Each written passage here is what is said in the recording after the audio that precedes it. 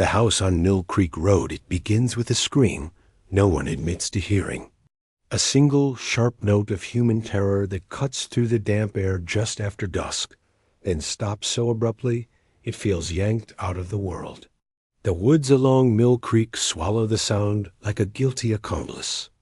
Out here, in the low green belly of northwestern Virginia, the nights are long, the roads are dirt, and secrets can take root as deeply as oak trees. Most people in Black Hollow will tell you the Camden family house has been empty for years, ever since the last of the Camdens died in '82. They'll tell you it's a shame the land went to ruin prime acreage for corn or soy, and that the roofs probably caved in by now. But that's a lie. The truth is simpler and worse. They don't go near it because they're afraid of what they might hear if they get too close. And tonight, as 14-year-old Daniel Price pedals his bike home along the narrow bend by Mill Creek Road, he hears it, the scream, faint but sharp enough to raise gooseflesh under his jacket. He stops. The only lights are the weak glow of his headlamp and a sliver of moon caught between clouds. Somewhere beyond the tree line, an old chimney rises against the sky like a blackened tooth. Then, another sound. Chains. Daniel backs away, mounts his bike, and rides hard for home. He never makes it. The Camden legacy. The Camden house didn't always wear the face of ruin. In the early 1900s, it was the largest home for miles, a white 3-story farmhouse with wraparound porches and a barn big enough to hide a freight car. Jacob Camden, the patriarch, made his money in lumber and tobacco, but his true talent was in keeping people indebted to him. By the 1920s, Camden owned half the farms in Black Hollow, either outright or by way of loans the owners could never repay. Locals muttered that the man's fortune was cursed. His wife drowned in the creek one summer night. His eldest son vanished without a trace, but they kept taking his money when the harvests failed. The last Camden to live there was Jacob's grandson, Andrew, a reclusive bachelor who almost never left the property. When he was found dead in 1982 face down in the parlor, his hands curled into fists, the coroner blamed a heart attack. But that same week, 3 neighborhood dogs went missing, and children claimed they saw lights in the basement windows even after. Andrew's body had been taken away. The county sealed the property for structural hazards within the month. No one questioned it too loudly. A stranger in Black Hollow. Story might have stayed buried under dust and poison ivy if not for Dr. Meredith Hall. She arrived in Black Hollow in the spring of 1996, driving a dented Volvo with DC plates and wearing a city woman's wariness like armor. Officially, she'd come to teach American history at the local community college. Unofficially, she was chasing something, though she didn't tell anyone what. Her rental house was a mile from Mill Creek Road. Within weeks, she'd heard the whispers. Don't walk that way after dark. Don't go near the Camden place. Don't listen if someone calls your name from the woods. Black Hollow thrives on stories that sound like warnings. And Meredith, calm, academic, and visibly unconvinced, couldn't resist the itch to dig deeper. The first person to speak plainly to her was George Barlow, an old man who'd been the Camdens' nearest neighbor in the 1940s. She found him sitting on the porch of Henderson's General Store, sipping coffee like it was whiskey. "You want trouble?" he asked after she introduced herself. "You go poking around that place. They'll let you in, sure. But it's getting out, that's the trick." Meredith laughed politely. "Eh? There's no one living there." Barlow's eyes didn't leave hers. "Not the kind of living you mean. The night watchers in small towns. There's always that knot of men who drink coffee in the morning, beer in the evening, and claim to know everything worth knowing." Black Hollow's version met nightly in the back room of a place called The Pines. Meredith earned her way in one humid Thursday by buying the first round. That's where she heard about the Watchers. According to Roy Miller, a man with more tobacco stains than teeth, People had been posted up near the Camden place off and on for decades. No one called them police too official. Just locals who'd sit in their trucks with the engines off, listening. Sometimes they'd hear voices, sometimes crying. Once, in 71, a group swore they saw a girl in a white nightgown run across the yard and vanish into thin air. Why didn't anyone go in? Meredith asked. Roy shrugged. They did. Didn't last. Camden had a way of making folks regret the visit, even after he was gone. What the creek gave Beckett was late September, when the creek gave up its first secret. A drought had lowered the waterline to a slick bed of mud and stone. 2 boys out fishing found something caught between the roots of a fallen tree, a small rusted shackle, the kind used for securing livestock. But the hinge was too small for a cow or horse. The sheriff logged it as old farm equipment and left it in the evidence locker. Meredith, having cultivated a friendship with the clerk, saw it 2 days later. The metal was thin, brittle with age, but inside the curve of the cuff was a faint engraving, CO7. When she asked about it, the clerk frowned. Like a serial number, maybe, or initials. Meredith knew better. Camden had a way of keeping track of his debts. The disappearance of Daniel Price on October 14th. Daniel Price vanished. His bike was found in a ditch on Mill Creek Road, the headlamp still glowing weakly in the fog.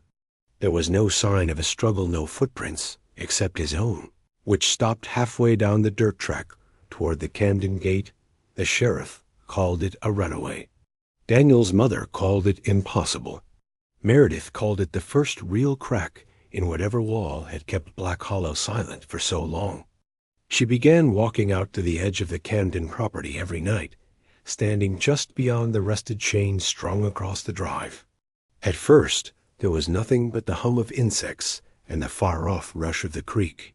But on the 3rd night, she heard it, a faint, rhythmic clink of metal from somewhere deep in the house, followed by a low, drawn-out moan that seemed too large to come from any single throat. She didn't move, didn't breathe.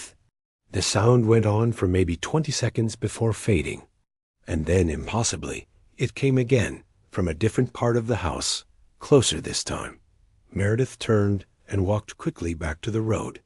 She didn't notice the figure watching her from the upstairs window. The locked room the next day, Meredith did something she later called the stupidest, smartest thing of her life. She bribed her way inside. The key came from a man named Len Stroud, who claimed his uncle had worked maintenance for the county when the property was sealed. $50 bought her a tarnished skeleton key and a warning. You get in. You stay on the 1st floor. Doors up there, locked from the outside. She went in at dusk. The air inside was thick with dust and something sweeter, rotting beneath it. Faded wallpaper peeled in long curling strips, and the floor groaned under her boots. She moved room to room, her flashlight beam skittering across overturned furniture and old newspapers. Then she found the door. It was at the end of the hall, reinforced with 3 deadbolts and a rusted padlock. On the wood, scratched deep into the grain, was a single word. Mine. She leaned closer. From the other side came a sound she would remember for the rest of her life. A child's voice, whispering her name. The door that remembered her. The whisper was so soft Meredith thought, for a moment, that her mind had supplied it an echo of her own name, bouncing back from the dark. But the syllables were too slow, too deliberate. She could hear the way they dragged over teeth. She stepped back instinctively, nearly dropping her flashlight. The beam swung wild across the hallway, catching on a framed photograph that had hung crooked for decades. The Camden family, circa 1915, lined up stiff and unsmiling on the front porch. Jacob Camden sat in the center like a man welded to his chair, his hand clamped on the shoulder of a boy whose eyes were a shade too large for his face. Meredith didn't like the way the boy seemed to be looking past the camera, like he saw the person taking the picture. And the person standing in the hallway 70 years later, all at once, the whisper came again, lower now. Not quite her. Name, or maybe, no longer only her name. Meredith pressed her ear to the wood. The sound on the other side was not one voice, but many. Layered, tangled, out of sync like a recording of a crowd played backward. She thought she heard laughter, but it was thin and shivering, and too fast to belong to anything human. She stepped back, heart thudding in her throat. She'd read about the way old houses can store sound plaster walls absorbing vibrations, releasing them years later under certain conditions. The rational part of her brain wanted that to be the explanation. But no acoustic anomaly ever said a woman's name in the exact tone of a child who had never met her. A house with a pulse. She forced herself to keep moving. To linger would mean listening again, and listening again might mean answering. The house seemed to grow denser. Deeper she went. Rooms that should have been square opened into awkward angles. Doors were taller than they had any right to be, as if the ceilings had been raised for something longer than human height. The wallpaper patterns, roses, acorns, fleur-de-lis were, punctuated by shapes that didn't belong. A curl of vine ending in a hooked talon. A bouquet where one of the flowers had the faint outline of an eye dot in the dining room. A long table sagged in the center under the weight of years. There were plates still set at each seat, the china rimmed with a faded gold leaf pattern. Dust filmed the surfaces, but beneath it, Meredith saw something else small, half-moons etched into the porcelain, clustered near the edges of the plates. She crouched to look closer. Teeth marks. Her flashlight flickered once, twice. The air changed. It was subtle, like a room exhaling, but it made the hair rise on her forearms. The house wasn't empty. It was waiting. The ledger in what must have been Jacob Camden's study. Meredith found the desk. It was heavier than it looked, its drawers swollen from humidity. She had to pry the middle one open with both hands. Inside was a neat stack of bound books, each the size of a diary, their leather covers cracked and spotted with mold. On the first page of the top volume, in a hand that leaned forward like it was chasing itself, were the words, Ledger of Arrivals, Mill Creek names, dates, ages, dozens of them, some crossed out with a single slash, others with two, next to. Each name, a set of numbers she didn't understand, 5 digits, then a dash, then another 2. And in the far right column, a single letter, S, T, or D. She flipped to the back, scanning more recent entries. The last was dated 1981. Price, Nathaniel 142110714. Her stomach turned. Price. She'd read the local paper archives before coming here. No missing person by that name. But Nathaniel was Daniel Price's uncle's name. The last page of the ledger was stuck to the back cover. She eased it free. Someone had scrawled across it in hurried graphite. Do not let them speak the true names. They'll remember where they came from. The thing in the wall Meredith didn't notice. The sound at first. She was too busy running her finger down lists of children who had never made it into any public record. It started as a faint tapping, like the scratch of a branch against glass. But the study had no windows. The sound came again 3 knocks, in a slow, deliberate rhythm, from inside the wall behind the desk. She froze. The knocks became a scrape, and a long, low drag, as if something with nails was testing the inside of its cage. And then, a voice. Not a whisper this time, but the hoarse, urgent rasp of someone whose throat was full of dust. The words were warped, muffled by plaster, but she caught fragments. Help, the door.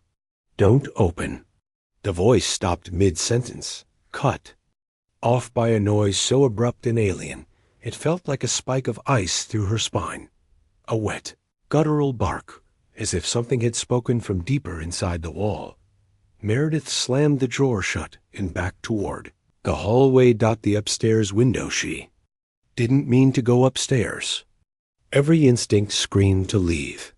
But when she stepped back into the main hall, the beam of her flashlight slid over the stairwell, and in the window above she saw it. A face, just for a second. Pale, childlike, but wrong in a way she couldn't place. Too still, too symmetrical. It was gone before her mind could register all its details, but she was certain of two things. It had been watching her. And it had not been behind glass. It had been pressed up against it, as if whatever it belonged to wanted to get out. Her foot touched the first stair without her deciding to climb. The second floor smelled worse sweet rot undercut with iron. Wallpaper here was darker, patterned in red swirls that seemed to shift where she wasn't looking straight at them. A trail of fine white powder dusted the hall, leading to a closed door at the far end. She followed it. The room with the powdered floor. The door was already ajar.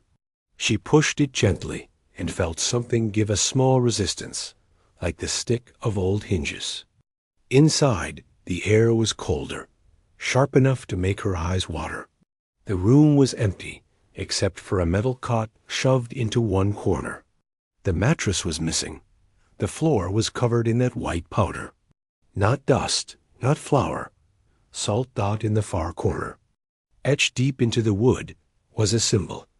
A circle bisected by jagged lines, filled with smaller, curling shapes. She didn't recognize it, but the lines looked carved in desperation rather than art. She crouched to take a closer look. That's when she heard the first footstep behind her, not on the stairs, not in the hall, inside the room. The footsteps in the salt, the sound came again, soft, deliberate. A bare foot sinking into the salt. Meredith's skin tightened as if the air itself had gone electric. She stayed crouched, her eyes fixed on the carved symbol in the corner, not daring to turn her head. She knew the layout of the room now. No furniture to hide behind. One small window and the door partially open. If someone was behind her, they'd had to step inside after she did. Her heartbeat was a drum in her ears. She shifted her weight slowly, letting her peripheral vision fill in the edges of the room. A second footprint appeared in the salt. Not a trick of her mind. She saw the way the grains rolled and scattered under pressure, saw the shallow arch and splayed toes pressing down. Then the footsteps stopped, maybe 3 feet behind her. The air felt crowded, as if whatever stood there was leaning in to breathe at her neck.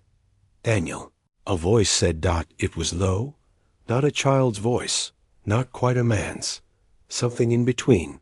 Gravel threaded with silk. Meredith stood in one motion and turned. Nothing. The salt lay unbroken except for the prints already there. But the smell had changed, stronger now, metallic, like the inside of a coin purse mixed with the damp of cellars. She backed to the door, her boot crunching in the salt, and stepped into the hallway. The hall that stretched the hallway outside seemed longer than when she'd entered. Doors she hadn't noticed before lined the walls, their knobs mismatched, some brass, some porcelain, some iron. Her flashlight beam trembled over them as she walked, though she didn't remember deciding to walk. Every few steps, she thought she heard something behind the doors, a soft hiss, the rustle of fabric, a faint click of something hard tapping wood. She told herself they were rats. Rats didn't whisper. The farther she went, the more the wallpaper shifted. The red swirls she'd seen downstairs here began to take shape, curling into faces. Not quite human faces, but suggestions of them. Eyes too close together, mouths too wide, foreheads bulged as if under pressure. They seemed to watch her pass, their expressions stretching from sorrow to sly amusement. Halfway down the hall, she saw a door with no knob at all. Instead, the wood was scarred and gouged around a circular patch, as though someone had clawed at it from both sides. She didn't stop to look closer. The locked room's window, when she reached the end of the hall, She found herself in front of another room. The door here hung slightly open, enough to see the pale flicker of light inside, not her flashlight's beam, but something else. She pushed the door with her fingertips. The room was empty, except for an old iron bed frame and a small dresser under the window. The light came from outside, a thin silver-white glow spilling in from the moon. She stepped closer, drawn to the window without knowing why. Below, the yard lay black and still. The rusted fence at the property's edge gleamed faintly in the end. Moonlight. But it wasn't the fence that froze her breath.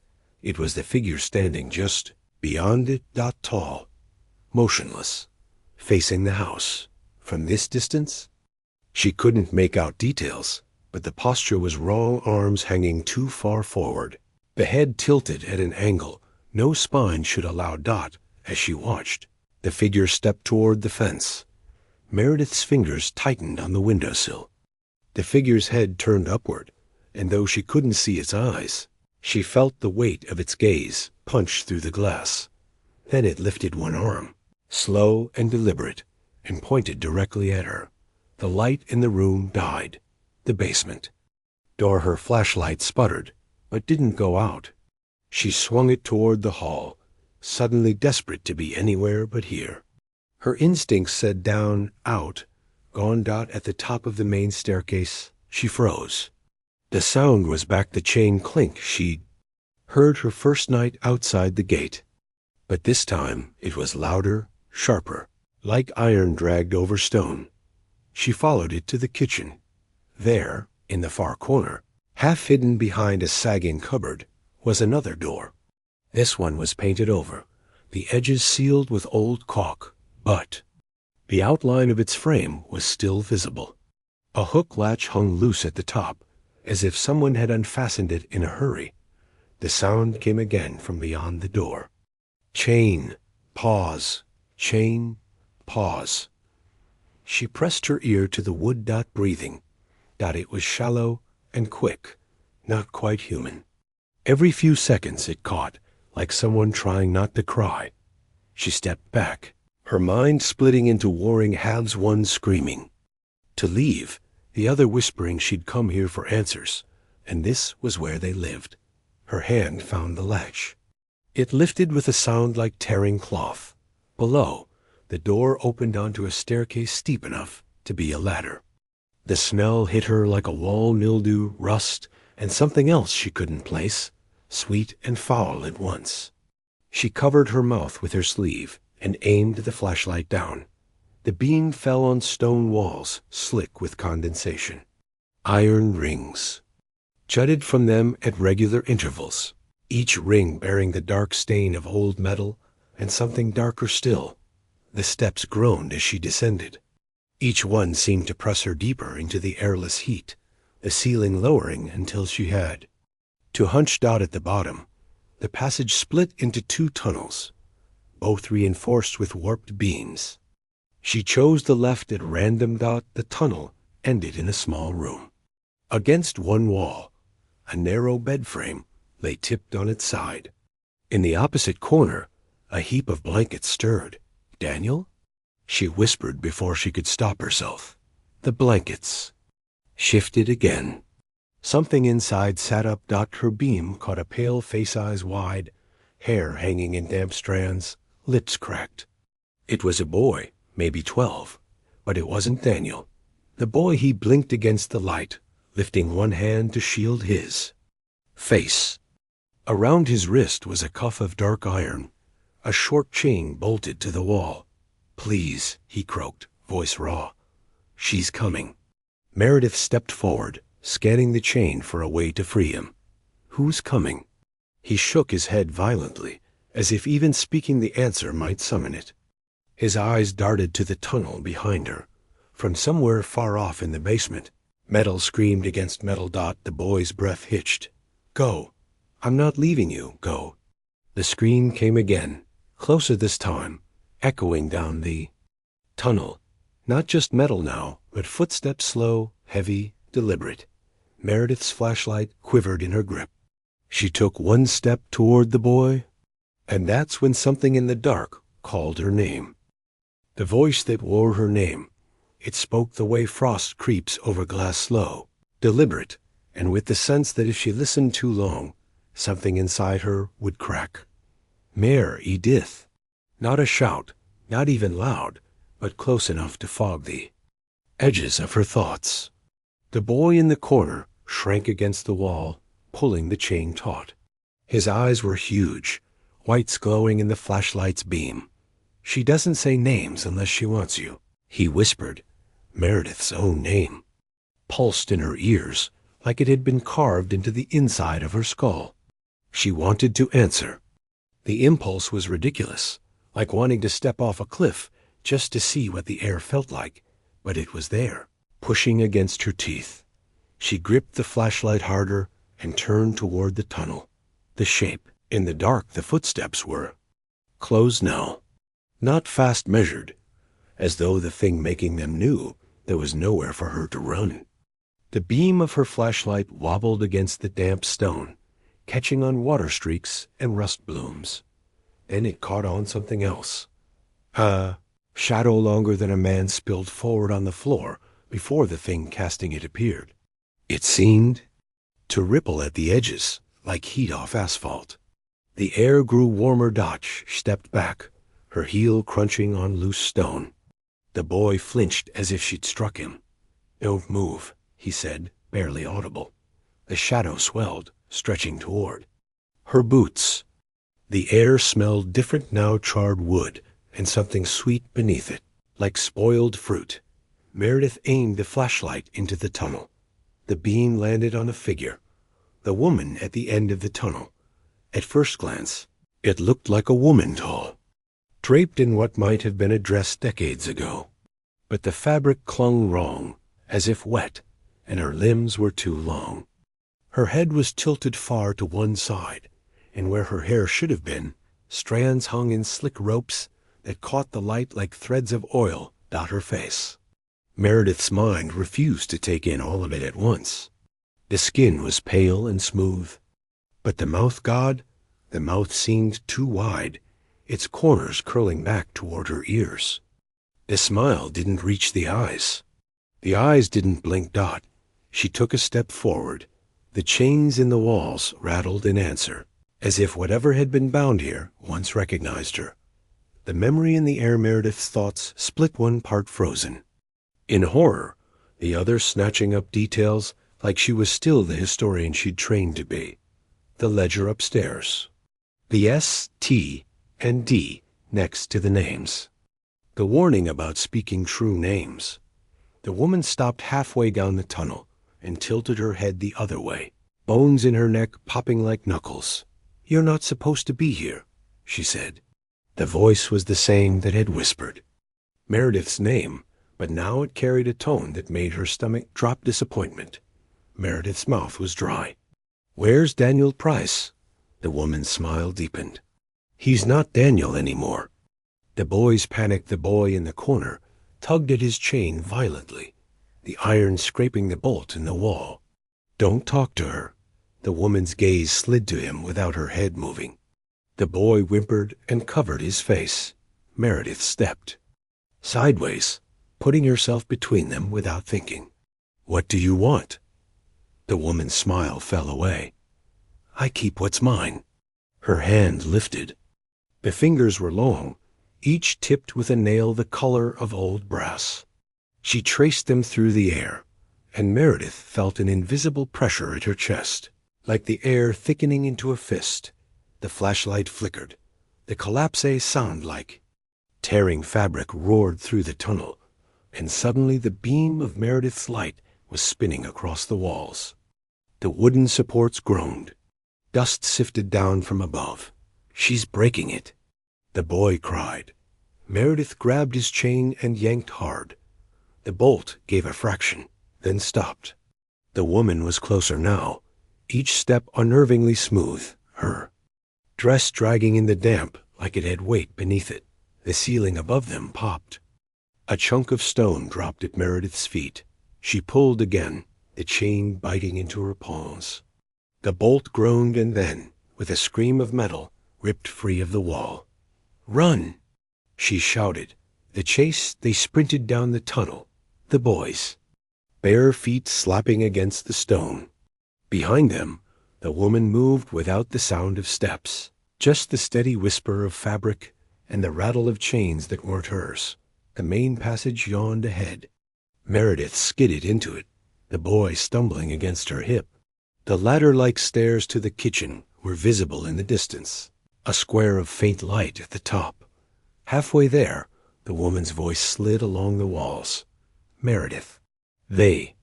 Boy faltered, his grip on her sleeve loosening. She grabbed his wrist and hauled him forward. The light above flickered dot at the threshold. They reached the stairs. Meredith shoved the boy upward. His small frame slipped easily through the opening into the kitchen. She followed, boots finding the narrow treads 2 at a time dot at the top. She turned to slam the door shut and saw the woman at the base of the stairs, her face tilted up. For the first time, the smile was gone. "Next time," she said. The door slammed, the latch falling into place on its own. The boy in the kitchen. The boy stood in the middle of the ruined kitchen, breathing hard, eyes darting from door to window like a trapped animal. Meredith knelt to meet his gaze. "Where is Daniel Price? Do you know?" He shook his head. "There's more than one of her." The words landed like a cold hand at the back of her neck. "What do you mean?" "She keeps herself in pieces. Some upstairs, some under the ground. If you see one, the others know where you are." Before she could respond, a sound came from above, slow, dragging steps crossing the ceiling. The boy's eyes widened. "She's here already." The house that hunted. Sound above them wasn't hurried. It was deliberate. Step. Pause. Step. The boy pressed himself against the kitchen wall, his breath coming in shallow bursts. Meredith felt her own pulse hammering in her throat, but her mind locked on the one thing she knew from every predator-prey story she'd ever read. When the hunter takes its time, it's not because it's lost the trail. "She knows," the boy whispered. The steps shifted direction, moving toward the staircase. Somewhere far off, a door groaned open and shut. The air in the kitchen seemed to draw tight around them, as if the walls were holding their breath. Meredith scanned the room for anything, a weapon, an exit. The back door was nailed shut from the inside, boards thick enough to make breaking. Through impossible without waking the whole house, the boy tugged her sleeve. "Down," he mouthed. The crawl space beneath the sink. A jagged rectangle of darkness gaped where a cabinet door had broken away. Meredith crouched and saw a narrow crawl space leading under the pantry. The smell that rolled out was earth and mildew, but it was dry enough to move through. The boy slid in first, moving on hands and knees. Meredith followed, the beam of her flashlight trembling in the cramped space. Cobwebs clung to her face and hair, gritty with dust. The steps above them stopped. Meredith froze. Through the thin boards of the pantry floor, she heard breathing, not the slow, heavy rhythm from the basement, but a faster, wet sound like someone breathing through a cloth. Then, the faint scrape of nails over wood. The boy turned his head enough to whisper, "Don't let her touch you. If she does, she keeps a peace." The pantry door, they reached the end of the crawl space, emerging into a shallow storage room behind the pantry. Shelves sagged under the weight of rusted cans, cracked jars, and bundles of dried herbs hanging, brittle from the rafters. A small window sat high in the wall, its glass warped with age. Meredith stood slowly, her legs aching from the crawl. "Can we get out through there?" The boy shook his head. "The glass cuts, and they wait outside windows." "They?" Meredith asked. He didn't answer. From the other side of the pantry wall came the slow turn of a doorknob. It stopped halfway, as if testing. Then silence. The boy's hand found hers, small and cold. "We have to go up. That's where the names are." The names they moved through a narrow service hall that wound toward the main staircase. Meredith's flashlight skated over warped plaster and peeling paint, each patch of wall marked with faint vertical lines.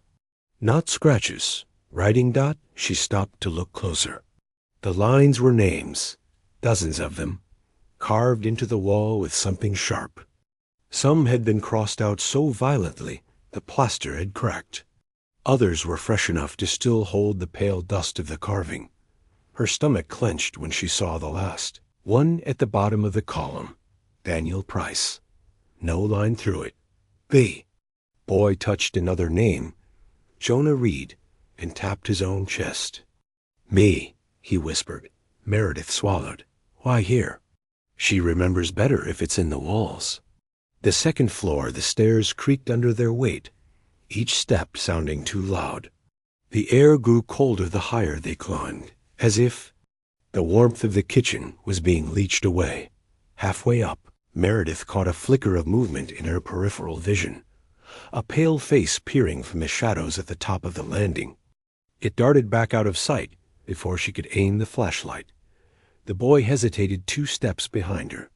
That's not her. Ben who? The sound of running feet cut her off. From somewhere behind them, down in the dark of the first floor, came the patter of small, fast steps, too light for the woman in the basement, but too many to be just one child. The boy shoved her forward. Go! The gallery hall, they reached the landing and burst into a long hallway lined with portraits. The faces were all members of the Camden family, their expressions caught between stern and smug. But under Meredith's beam, the paint seemed to shift, the eyes glinting weightly, the mouths pulling into faint smiles. Halfway down, the boy stopped in front of a door with a tarnished brass plate. Archive. She keeps everything here, he said. Inside, the air was heavy with the smell of old paper and something faintly sour. Shelves bowed under the weight of ledgers, bundles of letters tied with discolored ribbon, and jars filled with folded scraps of cloth.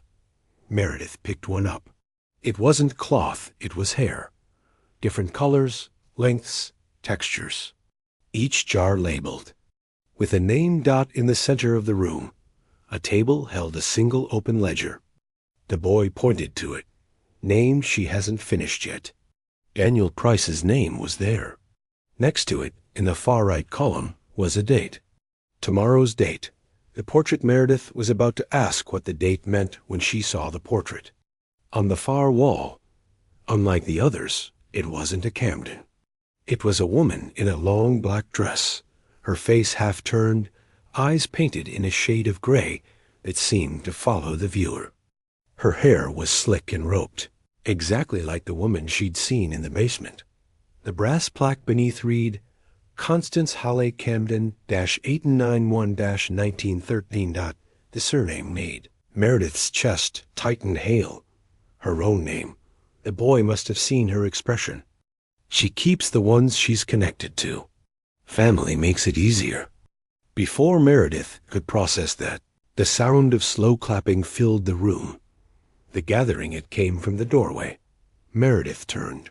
Flashlight beam landing on the woman from the basement, only this time her smile was joined by 3 other figures. All of them were wrong in some way, faces too smooth, arms too long, heads tilting at impossible angles, but each bore a resemblance to the portraits in the hall. They're here for the names, the boy said, backing toward the far wall. The woman stepped inside, her dress dragging in the dust. You've brought me one back, Meredith. Her eyes slid to the boy. Meredith stepped between them, heart pounding.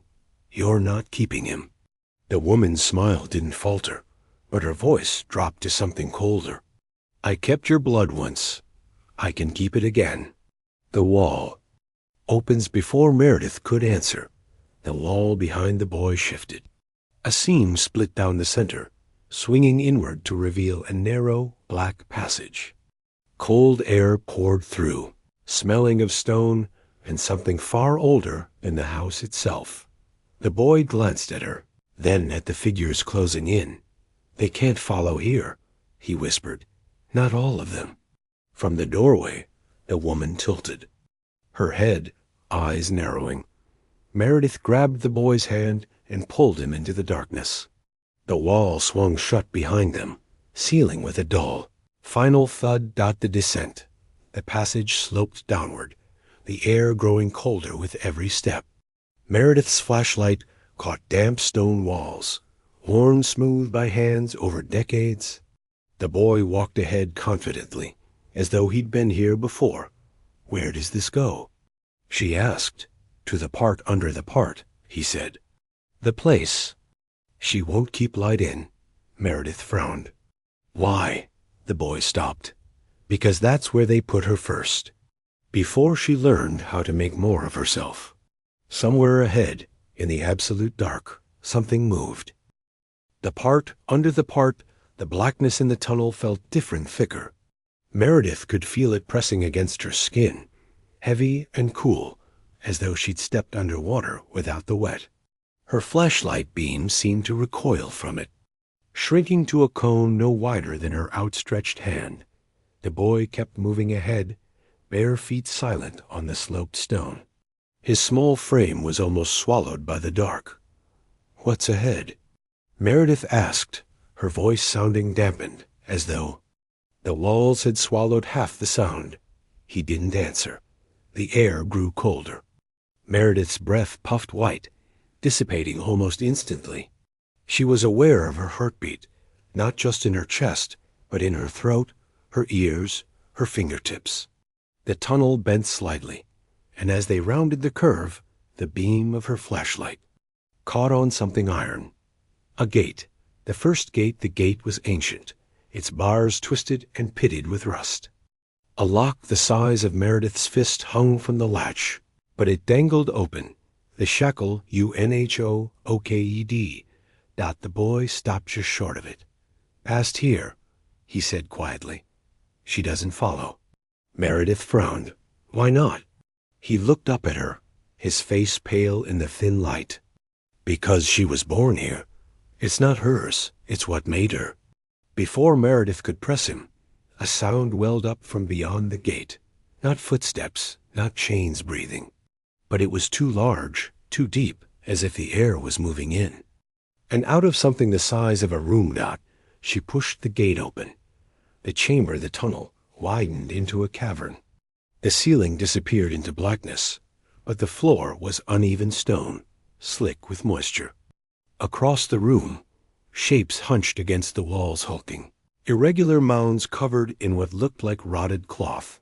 Meredith moved closer, her flashlight trembling. The mounds weren't cloth, they were sacks, leathered over with age, stitched with coarse twine. Some had burst open, spilling yellowed bones onto the stone. Each sack bore a small tag, the handwriting almost illegible, but one word stood out on every one. Camden. The boy stepped carefully between them. "This is where they put the first ones. The ones she made wrong." The birth of her from somewhere deep in the chamber came a slow, dragging scrape. Meredith swung her light toward the far wall. There, half buried in stone, was a door, not wood. Or iron, but something darker, its surface slick and veined like living tissue. Chains as thick as her wrist snaked across it, each one anchored deep into the surrounding rock. The boy kept his distance. She was here before the house, before the Camdens. Meredith felt her scalp tighten. "What is she?" He shook his head. "She's all of them. And none. The Camdens thought they could keep her, make her useful. But she learned names.